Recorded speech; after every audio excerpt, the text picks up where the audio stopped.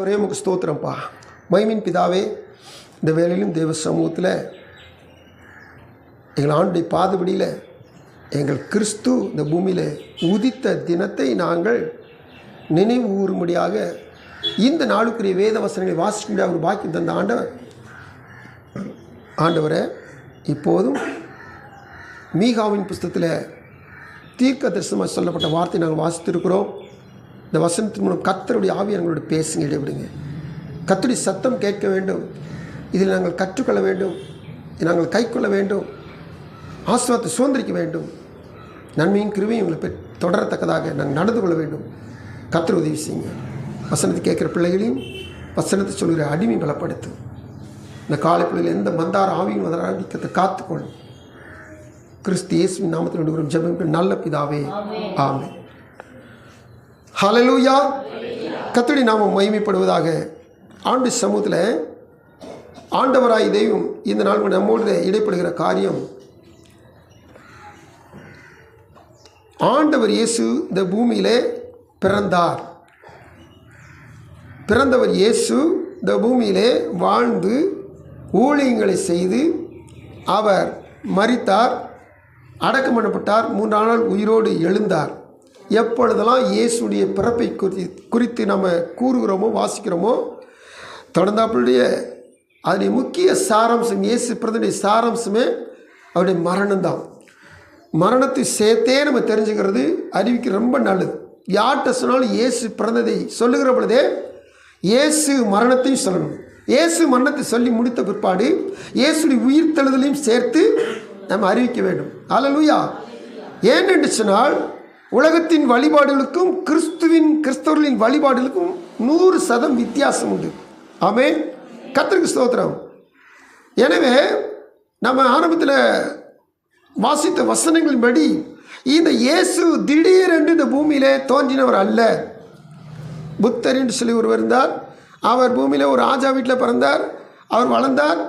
அவருக்கு உலகத்திலே கஷ்டங்கள் பாடில் பார்த்துட்டு ஒரு இடத்துல போய் உட்கார்ந்து ஞானத்தை பெற்றுக்கொண்டார். அவர் ஒரு மதத்தை தோற்றுவித்தார்.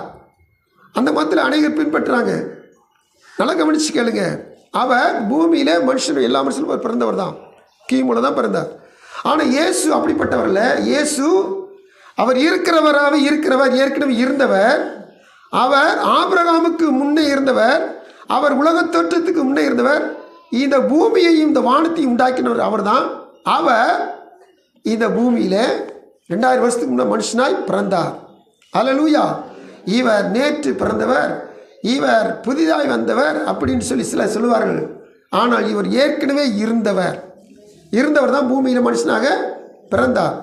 அவர் பிறக்க போயிருக்கு முன்னாடி ஏறத்தாழ 500 அல்லது 600 வருஷத்துக்கு முன்னாடி சொன்ன ஒரு தீர்க்க தரிசன வசனத்தை தான் நம்ம மீகாவில் வாசிக்கிறோம். அது ஒரு பட்டணத்தை குறித்தான, ஒரு கிராமத்தை குறித்தான ஒரு தீர்க்க தரிசன வசனம். அந்த தீர்க்க தரிசன வசனம் என்னன்னு சொல்லி கேட்டிங்கன்னா, எப்பிராத்தா எண்ணப்பட்ட பெத்லெகேமே, நீ யூதேயாவில் உள்ள ஆயிரங்களுக்குள்ளே சிறியதாய் இருந்தும் இஸ்ரவேலை ஆளப்போகிறவர் உன்னிடத்திலிருந்து புறப்பட்டு என்னிடத்தில் வருவார். அவருடைய புறப்படுதல் அனாதி நாட்களாகிய பூர்வத்தினுடையது. அவருடைய புறப்படுதல் எப்படி தான் அனாதி நாட்கள். இந்த அனாதின்னு சொன்னாவே அதை ஏஜஸ்ன்னு சொல்லுவாங்க. அதாவது இந்த பூமி வானம் உண்டாகிறதுக்கு முன்னாடி இருந்த காலங்களுக்கு பேர் அனாதி காலம். அல்லேலூயா. அனாதி தேவன் சொன்னால் சகலத்தையும் இந்த பூமியும் உண்டாகிறதுக்கு முன்னாடி, இந்த பூமி எதுவுமே இல்லாதிருக்கிறதுக்கு முன்னாடியே அவர் இருக்கிறவர். அதான் அனாதி தேவன். அல்லேலூயா. இந்த வார்த்தை சொல்ல பாருங்க, அவருடைய புறப்படுதல் அனாதி நாட்களாகிய பூர்வத்தினுடையது. இந்த உலகமும் இந்த பூமியும் தோற்றும் முன்பதாகவே அவருடைய புறப்படுதல் இருந்தது. ஆமென். நீங்கள் எபேசியில் கூட வாசித்து பார்த்தீங்கன்னா நமக்குள்ள ஒரு ஆசீர்வாதம் எப்படிப்பட்ட ஆசீர்வாதம் சொல்லி கேட்டிங்கன்னா, உலக தோற்றத்துக்கு முன்னே கிறிஸ்துவுக்குள்ளே ஆசீர்வதிப்படி தேவன் தெரிந்து கொண்டாராம். எபேசியர் 1:4 அப்படி தானே வாசிக்கிறோம்.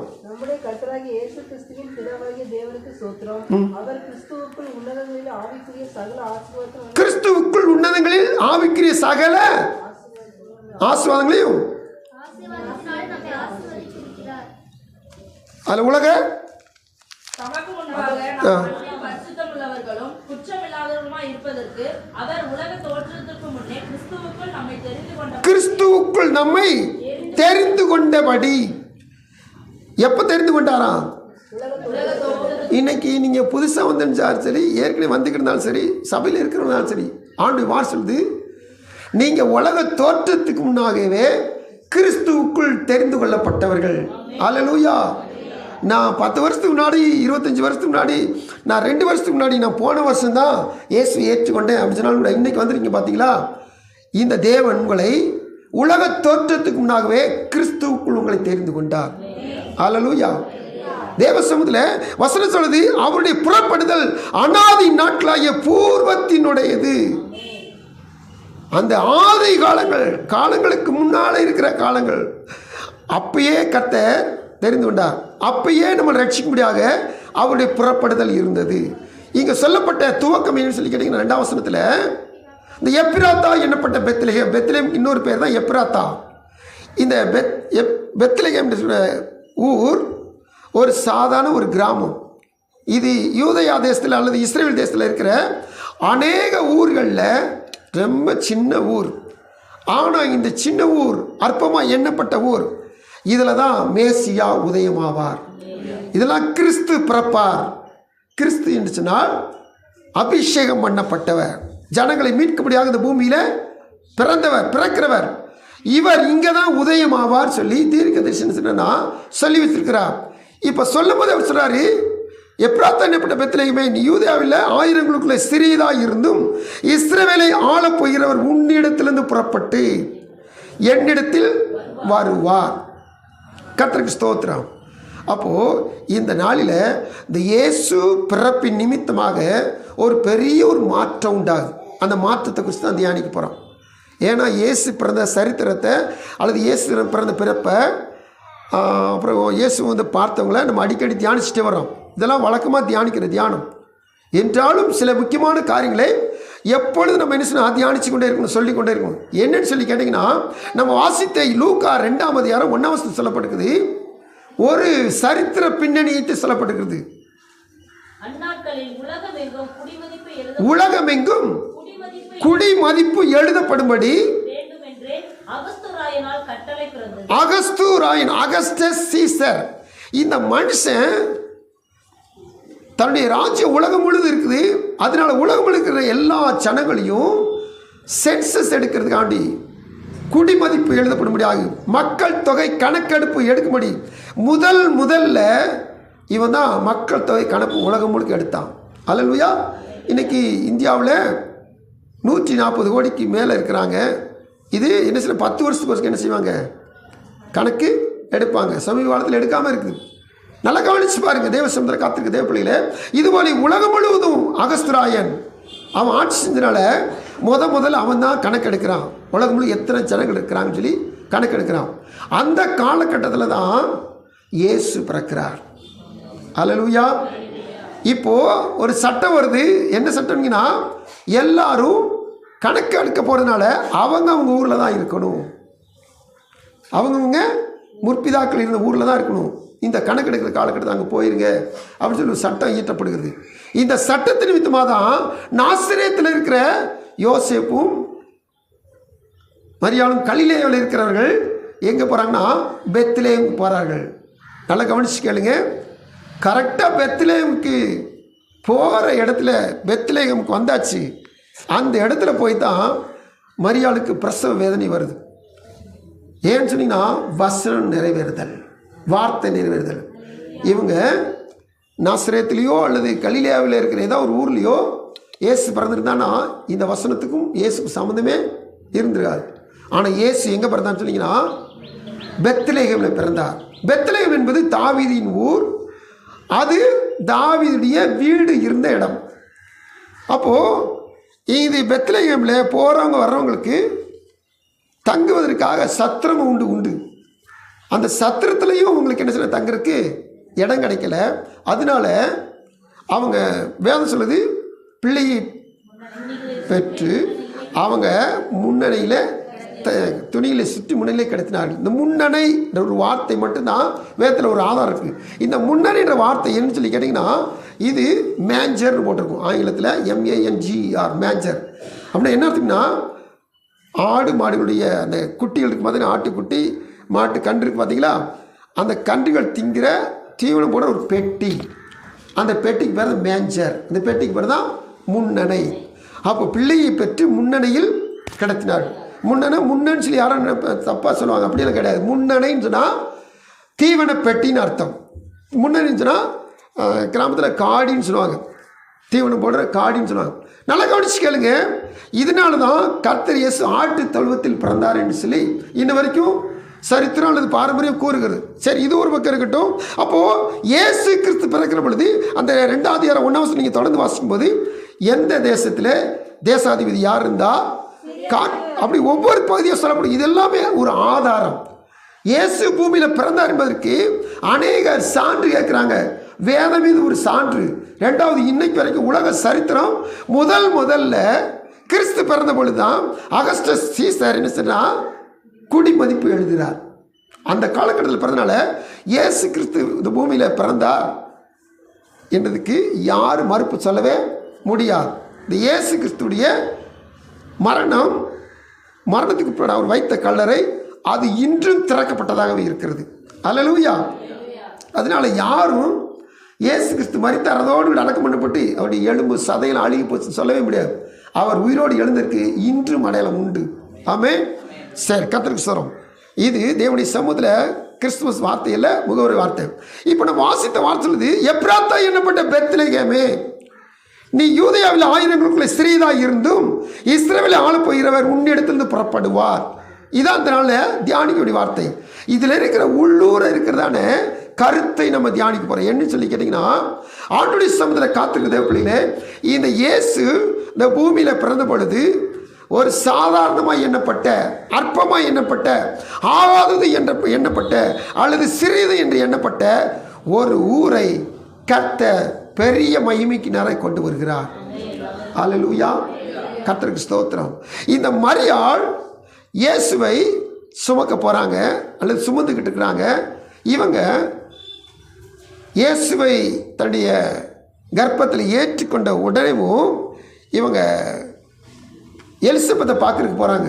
அப்படி பார்க்க போகிறப்ப எலிசபெத்தை பார்த்து அவங்க வாழ்த்துறாங்க. வாழ்த்திட்டு இப்போ எலிசபெத் சில காரியங்கள் சொல்கிறாங்க. அதுக்கடுத்து இந்த மரியாளும் சில காரியங்களை எலிசபெத்திட்ட சொல்கிறாங்க. அப்படி சொல்லும் போது சில காரியங்களை வாசிக்கிறோம். அது 1 லூக்கா 1:46 முதல் 55 வசனங்களில், அதில் 48 வசனத்தை மாத்திரம் இப்போ வாசிக்க போகிறோம். அவர் தமது அடிமையின் தாழ்மையை நோக்கி பார்த்தார். நல்லா கவனிங்க, அடிமையின் தாழ்மையை நோக்கி பார்த்தார். பெத்லகேமில் பிறந்ததுனால இந்த சிறிதாகிய பெத்லகேம் இப்போ பெருசாக பேசப்படுகிறது. நம்ம ஒரு பாட்டு பண்ணோம்ல, பெத்தலையில் பிறந்தவரை போற்றி துதி மனமே. இந்த பெத்லகேமில் இயேசு பிறந்ததுனால பெத்லகேமுக்கு ஒரு நல்ல ஒரு புகழ் உண்டாச்சு. அடுத்தபடியாக இந்த இயேசு மரியாள் வயிற்றில் பிறந்தனால மரியாளுக்கு ஒரு பெரிய புகழ் உண்டாச்சு. அந்த மரியாள் தன்னைத்தானே சொல்லுகிறாங்க ஒரு வார்த்தை, அடிமையின் தாழ்மையை நோக்கி பார்த்தார். அல்லேலூயா. அப்போ தேவசமத்தில் காத்திருக்க தேவ பிள்ளைகளே, இந்த இயேசு அற்பமாக எண்ணப்படவில்லை, தாழ்மையாக எண்ணப்படவில்லை, குறைவாக இருக்கிறவர்களை, ஒன்றுமில்லாதவர்களை, ஆகாது என்று சொல்லி எண்ணப்படவில்லை, எல்லாவற்றையும் தலையிலாய் மாற்ற வல்லவர்.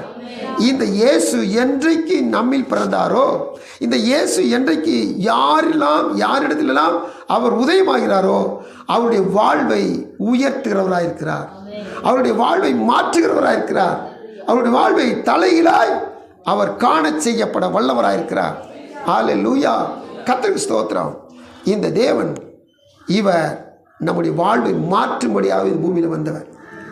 மரியாள் சொல்லும்போது அடிமைன்னு சொல்கிறாங்க, தாழ்மைன்னு சொல்கிறாங்க. அடிமையாக இருந்தாவே அவங்க கீழே தான் கிடக்கணும். வேதத்தில் 118 சங்கீதம் 22 வசனம் 23 வசனத்தை வாசித்து பாருங்க. 118, 22, 23. வீடு கட்டுகிறவர்கள் ஆகாதென்று தள்ளின கல்லே மூளைக்கு தலை கல்லாயிற்று, ஒரு கல்லை ஒதுக்கி போட்டுட்டே இருப்பாங்க, இது என்னத்துக்கு இந்த கல் வேஸ்ட்டான்னு சொல்லி. ஆனால் அந்த கல் தான் என்ன செஞ்சதுன்னா அந்த வீடு கட்டுறதுக்கு மூளைக்கல் சொன்னீங்கன்னா கார்னர் ஸ்டோன். இந்த சுவரும் அந்த சுவரும் இணைகிற இடத்துல ரெண்டு இணைக்கிற மூளைக்கல்லாகிறது. அடுத்த வார்த்தை சொல்லுது பாருங்க, இது கர்த்தராலே ஆயிற்று. தேவ சமூகத்தில் யாரெல்லாம் அவமதிச்சாங்களோ, யாரெல்லாம் அற்பமாக எண்ணினாங்களோ, அந்த மனிதர்கள் எல்லாம் வேதத்தில் வாசிக்கிற பொழுது கர்த்தர் உயர்த்தினார். அதில் முதல் நம்ம பார்த்தோம் மரியாள் தான். இந்த மரியாள் சொல்கிறாங்க, இது முதல் என்னை எல்லாரும் என்ன சொல்லுவாங்களா, பாக்கியவதி. இந்த ஒரு வார்த்தையை பிடிச்சிக்கிட்டு இன்னைக்கு வரைக்கும் பாருங்க கத்தோலிக்கில் அவங்க இந்த மரியாதை போற்றிக்கிட்டே இருப்பாங்க. நாமளும் போற்றணும். ஆனால் தேவ சமூகத்தில் அவர்கள் வணக்கத்துக்குரியவர்கள் அல்ல. அதை மட்டும் நம்ம எண்ணத்தில் வச்சுக்கணும். தேவ சமூகத்தில் புகழலாம், மதிக்கலாம், ஆனால் ஆராதிக்க கூடாது. அந்த ஒரு காரியத்தை நம்ம தப்பு செஞ்சிட்டோம்னா அப்புறம் அது ஒரு விக்கிர ஆராய், அது செய்யவே கூடாது. சரி, கர்த்தருக்கு ஸ்தோத்திரம். இப்போ பாருங்க, எங்கே அற்பம், எங்கே ஆகாதது, எங்கே தாழ்மை, எங்கே இல்லாது எல்லாத்தையும் உயர்த்துற கர்த்தர் இந்த இயேசு நம்முடைய உள்ளத்தில் பிறந்த மாத்திரத்தில் அவர் நம்மை உயர்த்த வல்லவராக இருக்கிறார். இன்ன வரைக்கும் சரித்திரத்தில் பாருங்கள், அல்லது யூதருடைய பாரம்பரியத்தில் பாருங்கள், யூதர்கள் கிறிஸ்தவர்களான பாரம்பரியத்தை எடுத்து பாருங்கள், அல்லது உலகம் முழுக்க கிறிஸ்தவருடைய காரியங்கள் எடுத்து பாருங்கள், இயேசுவை ஏற்றுக்கொண்டவர்கள் பிரபலமான விஞ்ஞானிகளாக இருப்பார்கள். அல்லேலூயா, கர்த்தருக்கு ஸ்தோத்திரம். இதில் தாமஸ் ஆல்வா எடிசனை குறித்து நம்ம ஏற்கனவே நல்லா தெரிஞ்சிருக்கும். கர்த்தருக்கு ஸ்தோத்திரம். அவர் சேர்ந்த பள்ளிக்கூடத்தில் அவர் என்ன செஞ்சாங்களாம், வேண்டான்னு சொல்லி அவர்கிட்டையும் சின்ன பிள்ளையாக இருக்கும்போது அவர்கிட்டையும் ஒரு லெட்டர் எழுதி கொடுத்து, இந்த பையன் இனி பள்ளிக்கூடத்துக்கு நீங்கள் அனுப்பக்கூடாது, இந்த பையன் பள்ளிக்கூடத்துக்கு வரக்கூடாதுன்னு சொல்லி அவங்க அம்மாவுக்கு ஒரு லெட்டர் எழுதி நினச்சிட்டாங்க, கொடுத்து விட்டுட்டாங்களாம். இந்த பையன் புத்தி சுவாதனம் உள்ளவன், இவனுக்கு மூளை வளர்ச்சி கிடையாது, இவனை நீங்கள் வீட்டில் வச்சு என்ன செஞ்சுக்கன்னு சொல்லி அனுப்பிச்சிட்டாங்களாம். அப்போது இந்த லெட்டரை கொண்டு அம்மாட்ட கொடுத்த மாத்திரத்தில் அம்மா வாசித்து பார்த்துட்டு பையனுக்கு தெரியாமல் என்ன செஞ்சாங்க, அந்த லெட்டரை வச்சுக்கிட்டு அந்த விஷயத்தை பையன்ட்டு சொல்லாமல் இருந்துக்கிட்டு பையனை கிறிஸ்துவுக்குள்ளே எவ்வளவு வளர்க்கக்கூடிய வளர்த்தாங்களாம். அவங்களால முடிஞ்சளவு பாடம் சொல்லி கொடுத்தாங்களாம். அல்லேலூயா. பாருங்க, ஒரு நாளில் ஆயிரக்கணக்கில் பொருட்களை என்ன செய்கிற விஞ்ஞானத்தில் கண்டுபிடிக்கிறார். 100 கணக்கில் விஞ்ஞானத்தில் முன்னேறி பொருட்களை கண்டுபிடிக்கிறார். யார்? புத்தி இல்லை, அறிவு வளர்ச்சி கம்மி, மூளை வளர்ச்சி கம்மின்னு சொல்லி அனுப்பப்பட்ட இந்த தாமஸ் ஆல்வா எடிசன் ஒரு நாளில் அவர் வீட்டில் பொருட்களை ஒதுக்கிட்டு இருந்தாராம். அவங்க அம்மா இறந்து வருஷங்கள் ஆகிட்டு ஒதுக்கிட்டு இருக்கும்போது அவங்க அம்மாவுக்கு அவங்க கிளாஸ் டீச்சர் எழுதி கொடுத்த லெட்டர் அவர் கையில் பட்டுச்சான். இந்த லெட்டரை பார்த்த பிற்பாடு தான் அவருக்கு தெரிஞ்சிச்சான், மூளை வளர்ச்சி இல்லாத என்னை எங்கள் அம்மா கிறிஸ்துக்குள்ளே வளர்த்து படிக்க வச்சு இன்றைக்கி ஆயிரக்கணக்கில் பொருட்களை கண்டுபிடிக்க முடியாது, உலகத்துக்கு அநேகருக்கு பிரயோஜனம் இருக்கக்கூடிய கர்த்தனை உயர்த்திருக்கிறார். அல்லேலூயா. வசனம் சொல்லுது, ஆகாதது என்று தள்ளின கல்லே மூளைக்கு தலைக்கல்லாயிற்று. இந்த நாளில் இந்த வசனத்தை கேட்குற தேவ பிள்ளைகள், இயேசு கிறிஸ்து உங்களுக்குள்ளே இருந்தார்னா, ஒருவேளை உங்களை நீங்கள் அற்பமாக எண்ணிக்கிட்டீங்கன்னா உங்களை தலைகீழாக மாற்ற வல்லவர். எனக்கு ஞானமே இல்லை, எனக்கு அறிவே இல்லை, எனக்கு ஞாபக சக்தியே இல்லை, எனக்கு அந்த பாடம் வராது, இந்த பாடம் வராது, என் குடும்பத்தை நடத்த தெரியல, நான் எதை எடுத்தாலும் பயந்துக்கிட்டு இருக்கேன், இப்படி ஒரு அற்பமான தாழ்மையான இல்லாத நிலைமையில் நினச்சிக்கிட்டீங்கன்னா கர்த்தர் தாமஸ் ஆல்வா எடிசனை உயர்த்தின கர்த்தர் உங்களையும் என்னை உயர்த்த வல்லவராக இருக்கிறார். ஹல்லேலூயா, ஹல்லேலூயா. தேவ பிள்ளையே, இந்த இயேசு கிறிஸ்து ஒருத்தனுக்குள்ள வந்துட்டா, ஒருத்திக்குள்ள வந்துட்டா கர்த்தருடைய நிலைமையை உயர்த்துகிறவர். யாரும் கலங்கக்கூடாது. தேவசமத்தில் யோசேப்பு குறித்து வேதத்தில் என்ன சொல்லுது பாருங்க. இதோ சொப்பனக்காரன் வருகிறான். 37ஆம் அதிகாரத்தில் நீங்கள் ஆதியாகமம் 37ஆம் அதிகாரத்தில் வாசித்து பார்த்தீங்கன்னா அந்த வசனம் சொல்லுது, 37:20 வாசிங்க. அண்ணன் தம்பிகளை ஆடு மேய்ச்சிக்கிட்டு இருக்காங்க. அண்ணன் தம்பிகளுக்கு சாப்பாடு கொடுத்துட்டு எப்படி இருக்கீங்கன்னு நான் அப்பாட்ட போய் சொல்லணும், உங்களை பற்றி நான் விசாரித்து போய் சொல்லணும், அப்படி கேட்கறதுக்கு தான் வந்தான், விசாரிக்க தான் வந்தான். தூரத்தில் அவன் வரதை பார்த்துட்டு அண்ணன் தம்பிகளை பேசுகிறானுங்க. 20ஆம் வசனத்தில் இதோ சொப்பனக்காரன் வருகிறான். இவனுக்கு பேர் வச்சுட்டானுங்க. சொப்பனக்காரன். இவன் சொப்பனம் கண்டு அண்ணன் தம்பிட்ட சொன்னதுனால பேர் வச்ச சொப்பனக்காரன் வருகிறான். கொன்று இந்த குழியில் ஒன்றில் அவனை போட்டு ஸ்தோத்திரம். இது மனுஷனுடைய யோசனை, மனுஷனுடைய இது புத்தி எப்படி இருக்குது. இவனை கொண்டு போட்டு இவன் ஒரு நாள் சொன்னால 11 நட்சத்திரமும் அப்படியா வணங்குது, 11 அரிக்கட்டு வணங்குன்னு சொன்னால நாம் இவன் செத்துட்டான இவனை எப்படி வணங்குவோம்? ஹல்லேலூயா. கர்த்தர் காரியத்தை தலைகளாய் மாற்றினார். 41 42 போட்டுக்குது. ஆதியாகமம் 41 41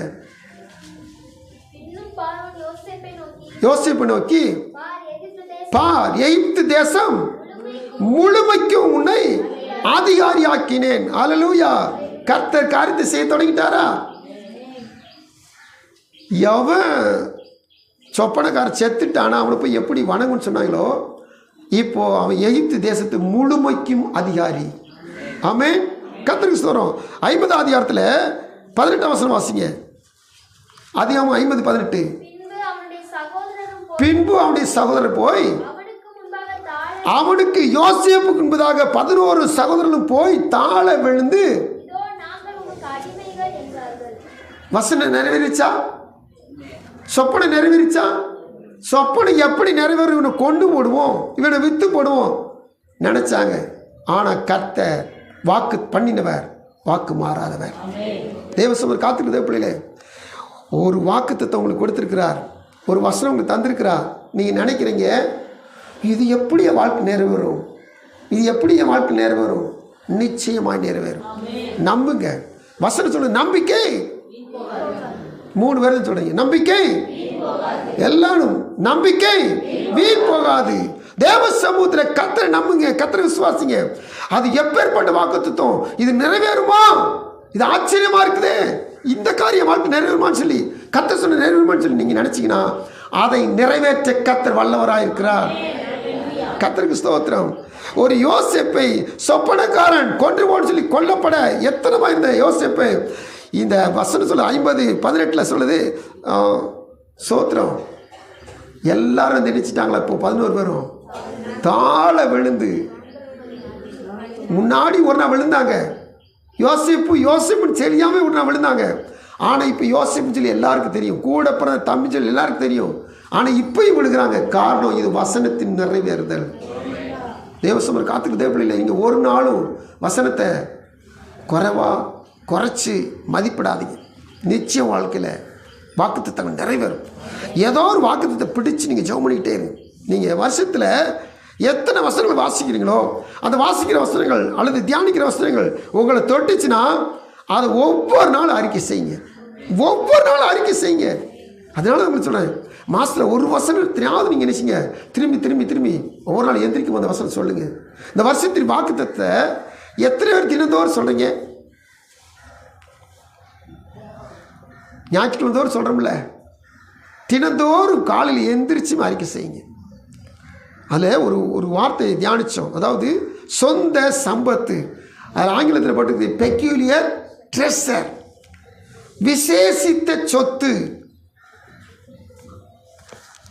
இது பயங்கரமான ஒரு வார்த்தை.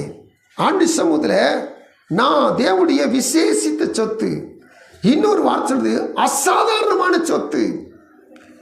சாதாரண ஒரு தங்கத்தையே ஒரு சாதாரண ஒரு வீட்டுக்காரங்க என்ன செய்வாங்க, அப்படி வீட்டுக்குள்ளே ஒரு கதவுக்குள்ளே ஒரு பீரோவுக்குள்ளே அங்கிட்டு ஒரு பீரோ திறந்து அதுக்குள்ளே ஒரு கதவு, அதுக்குள்ளே ஒரு இன்னர் லாக்கர் ஒன்று இப்படி இத்தனைக்குள்ளே ஒன்று தள்ளி உள்ளே வச்சு பாதுகாப்பாங்க.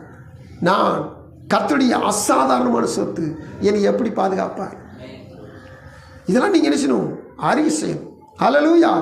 தேவனாய் கர்த்தருடைய நான் விசேஷித்த அசாதாரணமான சொத்து, என்னை அவர் பாதுகாக்க வல்லவராக இருக்கிறார்.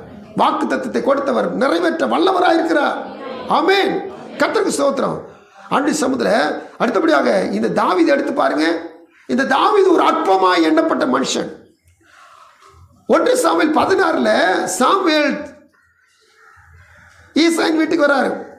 ஒருத்தனை போயின்னு சொல்லிட்டார் ஆண்டவர், ஒருத்தனை போய் அபிஷேகம்னு சொல்லிட்டார். ஆனால் அவனுக்கு 8 பிள்ளைகள் இருக்கு. எந்த பிள்ளை தெரியலையே. இவன் வந்த மாத்திரத்தில் சாமுவேல் சொல்லிட்டாரு, ஈசா உன் 8 பிள்ளை நினச்சி உன் பிள்ளை அனைத்தையும் தந்தி விருந்துக்கு சாப்பிட்றதுக்கு ஆயத்தம் பண்ணு. அபிஷேகம் மட்டும் சொல்லலை, ஆயத்தம்னா கடைசி பையன் நினச்சிட்டாங்க, நினச்சி கூட பார்க்கல, ஆடு மேய்க்க விட்டுட்டாங்க.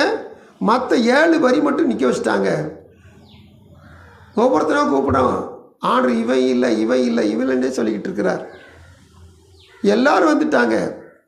இப்போ சாமுவேல் உன் பிள்ளை இவ்வளோ தானா, உன் பிள்ளை தானே ஒருத்தனை ஆண்டை தெரிஞ்சு கொள்ள சொன்னார், உன் பிள்ளை இவ்வளோதான்னு கேட்டால் இப்போ தான் அப்பாவுக்கு ஞாபகம். அந்த அளவுக்கு அப்பா நினச்சிட்டாரு, மறந்தே போயிட்டார். மறக்கப்பட்டவன், இன்னுமா சகோதரர்களால் அற்பமாய் எண்ணப்பட்டவன். யோசேப்பை போல இந்த தாவீதும் சகோதரர்களால் அற்பமாய் எண்ணப்பட்டவன். ஏன் இங்கே வந்த, கொஞ்சம் ஆட்டை வனாந்தரத்தில் விட்டுட்டு ஏன் இங்கே வந்துன்னு சொல்லி என்ன செய்றாங்க, அவங்க ஏசுறாங்க. அப்படி எண்ணப்பட்டவன். இந்த தாவீதை கர்த்தர் ராஜாவாக்கினார். சமஸ்த இஸ்ரவேலும் தேடி வந்து 2 சாமுவேல் 5ஆம் அதிகாரத்தில் என்ன செய்றான்னா, ராஜாவாக அபிஷேகம் பண்ணுகிறார்கள். ஹல்லேலூயா. தேவசனம் காத்துக்கிற தேவ பிள்ளைகளே, நீங்கள் அற்பமாக என்ன பண்ணுறீங்களா?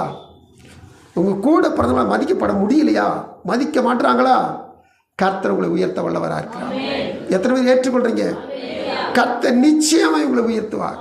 கர்த்தர் நிச்சயமாக உங்களை அந்த உன்னதங்களில் உட்கார செய்து கிறிஸ்துவுக்குள் உலகத்தோற்றத்துக்குள்ள என்ன ஆசீர்வாதத்தை முன்குறிச்சாரோ அந்த அத்தனை ஆசீர்வாதத்தை தர வல்லவராக இருக்கிறார். நீங்கள் விசுவாசிங்க, நீங்கள் நம்புங்க. ஏன்னு சொன்னீங்கன்னா, இந்த இயேசு எனக்குள்ளே இருக்கிறார். 1 யோவான் 4:4 என்னைக்கு மறக்காதீங்க. என்ன போட்டிருக்குது? உலகத்தில் இருக்கிறவனிலும் எனக்குள் இருக்கிறார். உங்களுக்குள் இருக்கிறவர் எப்படிப்பட்டவர்? பெரியவர். இவர் பெரிய காரியம் செய்வார். இவர் எனக்குள்ளே பிறந்ததுனால, இந்த பூமியில் பிறந்தனால அவர் எனக்குள்ளும் பிறந்திருக்கிறார். ஹல்லேலூயா. தேவ சமூகத்தில் நான் இன்னைக்கு புசிச்சேன் குடித்தேன் நல்லா திருப்தியாக இருக்குன்னு சொல்லி இருக்காதீங்க. இந்த இயேசு எப்படியாவது ஒருவருக்கு அறிவிக்கப்பட வேண்டும். ஆமென். கர்த்தருக்கு ஸ்தோத்திரம். யாருக்காவது ஏதாவது இன்னைக்கு ஒன்றை கொடுங்க. ஹல்லேலூயா. ஸ்தோத்திரம். தேவ சமூகத்தில் காத்துக்கு தேவ பிள்ளைங்க கொடுங்க. தேவனுடைய சமூகத்தில் எப்படியாவது கர்த்தர் மகிமைப்படணும். எப்படியாவது கர்த்தர் மகிமைப்படணும். உங்களால் முடிஞ்சு இன்னைக்கு ₹1 யாருக்காவது கொடுங்க. குறைஞ்சபட்சம் ஏதாவது ஒன்று செய்யுங்க. கர்த்தரை சொல்லி கொடுங்க. கர்த்தர் மகிமைப்படுவார். ஹல்லேலூயா.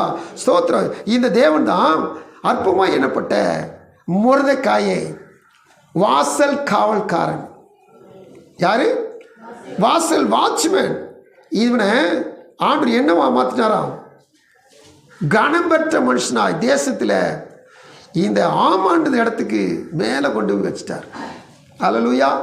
கர்த்தருக்கு ஸ்தோத்திரம். திரும்பி சொல்கிறேன், ஆகாததுன்னு சொல்லி யாரெல்லாம் தள்ளினாங்களோ, இந்த மொர்தெக்காய் அப்படிப்பட்ட ஒரு யூத வைராக்கிய முடியவன். ஆமாண்ணே வணங்கவே மாட்டேன்ட்டான். கூட இருந்தாலும் சொல்லி பார்த்தாங்க, கேட்கல. இப்போது மொர்தெக்காய் பேச்சு எவ்வளவு தூரம் நிற்கிது, நிற்கிது பார்க்கலாம். இந்த மொர்தெக்காய் பெரிய ஸ்டைல் பண்ணுறான். இவன் வணங்க மாட்டான். இதை போட்டு கொடுத்தா இவன் நிலைமை என்னன்னு சொல்லி பார்க்கலாம்னு சொல்லி நினைச்சாங்க. ஆமான்ட்டு போட்டு கொடுத்துட்டாங்க. நடந்தது என்ன? தூக்கு மூலம் 50 முழம் தூக்கு மரம் மொர்தெக்காய்க்கு வந்துச்சு. ஆனால் செஞ்சது எவனோ அவனே அதில் செத்தான். ஹல்லேலூயா. அதுக்கு முன்னாடி கர்த்தர் இந்த மொர்தெக்காயை ஒரு வெள்ளோட்டமாய் உயர்த்துகிறவராக இருக்கிறார். எல்லாத்தையும் கொண்டு வா. இந்த வாசப்படியில் காவல் காத்துக்கிட்டு இருக்கான்ல மொர்தெக்காய் ஒருத்தன், அவனுக்கு போய் ராஜவஸ்திரத்தை அலங்கரித்து ராஜா குதிரையில் அவனை ஏற்றி ராஜமுடி அவன் தலையில் வச்சு நீயே அவனை பிடிச்சு கொண்டு ஊர்வலம் சுற்றி வந்துட்டார். ஹல்லேலூயா. கர்த்தருக்கு சொல்லணும். இதெல்லாம் முன்னேறுவதற்கு ஒரு முன்னோட்டம், வெள்ளோட்டம். ஆமென். கர்த்தருக்கு சொல்லணும். கர்த்தர் நிச்சயமாய் இந்த வெள்ளோட்டத்தை ஒரு நாள் நிரந்தரமான ஒரு முன்னேற்றத்தில் கொண்டு நிறுத்தினார். நான் சீக்கிரம் முடிக்கணும், சுருக்கு சொல்லிட்டு போகிறேன். தேவனை சொல்ற காத்துக்கு தேவ பிள்ளைகள், இந்த மொர்தெக்காய் குறித்து வேத வசனத்தில் வாசிங்க. முதல்ல 6:10 வாசிங்க. அப்பொழுது ராஜா ஆமானை நோக்கி, சீக்கிரமே நீ சொல்லப்படி வஸ்திரத்தையும் குதிரையும் கொண்டு போய் ராஜா அரண்மனையின் வாசலில் பிரகாரம் செய். நீ சொன்ன எல்லாவற்றிலும் ஒன்றும் தவறாதபடி பார் என்றான். இதில் தேசத்திலே கனம் பெற்ற மனுஷன் யாருன்னு சொல்லி கேட்டிங்கன்னா, ராஜாவால் கனம் பண்ணப்படுகிற மனுஷன். ராஜாவுக்கு அடுத்த அவன் தான் கனம் பண்ணப்படுகிற மனுஷன். இவன் எங்கே உட்காந்துருக்கிறான்? எங்கே இருக்கிறான்? அரண்மனையின் வாசல் இருக்கிறான். அதாவது வாட்ச்மேன் வேலை பார்க்குறான். இவனுக்கு பயங்கரமான ஒரு கனம். வாசல் இருந்தவன் அற்பமாக எண்ணப்பட்டான். 10ஆம் அதிகாரம் 3ஆம் வசனம் வாசித்து பாருங்க. நாடுகளின் சகல அதிகாரிகளும் தேசாதிபதிகளும் துறைகளும் ராஜாவின் காரியங்களை நடப்பிக்கிறவர்களும் யூதருக்கு துணை நின்றார்கள். மொர்தெகாயினால் உண்டான பயங்கரம் அவர்களை பிடித்தது. மொர்தெகாய் ராஜாவின் அரண்மனையில் பெரியவனாய் இருந்தான். மொர்தெகாய் ராஜாவின் அரண்மனையில் பெரியவனாய் இருந்தான். அவனுடைய கீர்த்தி எல்லா நாடுகளிலும் அவனுடைய கீர்த்தி எல்லா நாடுகளிலும் பிரசித்தமாயிற்று. மொர்தெகாய் என்பவன் மேன்மேலும் பெரியவனானான். சொல்லுங்க, எத்தனை நாடு? 127 நாடுகள். அல்லேலூயா. இந்த மொர்தெகாயுடைய கீர்த்தி அனைத்து நாடுகளிலும் புகழ்ச்சியாச்சு. ஒரு அரண்மனையில் வாசல் காவலனாக இருந்தவன். இவன் அடிமையாய் இஸ்ரேல் தேசம் அல்லது யூதேயாவிலிருந்து அடிமையாய் கொண்டு வரப்பட்டவன். இங்கே வந்து காவல்காரனாக வேலை பார்த்தவன். ஆனால் பாருங்கள், இப்போது 127 தேசத்துக்கும் இவருடைய பெயர் புகழாயிடுச்சு. உன் பெயரை பெருமை படுத்துவேன். ஹல்லேலூயா. அற்பமாய் எண்ணப்பட்ட மரியாள் எல்லாரும் பாக்கியவதின்னு சொல்லப்படுகிற அளவுக்கு கர்த்தர் உயர்த்தினார். ஆமென். கர்த்தருக்கு சொல்லும் வேதத்தில் ஒவ்வொரு காலையும் நீங்கள் யோசித்து பாருங்கள், கவனித்து பாருங்கள். ஆகாதது எல்லாவற்றையும் கர்த்தர் மூளைக்கு தலைக்களாய் மாற்றுகிறவர். காரணம் வசனம் சொல்லுது, இது கர்த்தரால் உண்டாயிற்று. இது என்னவா? கர்த்தரால் உண்டாயிற்று. நான் கர்த்தருடைய சமூகத்தில் இருக்கிற நான் என் கர்த்தரை ஏற்றுக்கொண்டு என் கர்த்தரை எப்பொழுதும் என் நீதியில் வைத்து கொண்டால் இந்த கர்த்தர் இது அனைத்து காரியம் செய்ய வல்லவராக இருக்கிறார். நிச்சயமாய் செய்வார், செய்து முடிப்பார். எல்லாரும் ஆண்டுடைய சமூகத்தில் முழங்கால் படிட்டு முடிந்த கண்களை மூடி கர்த்தரை நோக்கி பார்க்கலாம். எங்கள் அன்பின் பரலோக பிதாவே, கோடி ஸ்தோத்திரப்பா. மைனின் ராஜாவே, மகத்துவமுள்ள ராஜனே, உங்களுடைய பிறப்பின் வர்த்தமானங்களை குறித்து நாங்கள் இதனால் தியானிக்க எங்களுக்கு உதவி செஞ்சீங்க. ஸ்தோத்திரப்பா.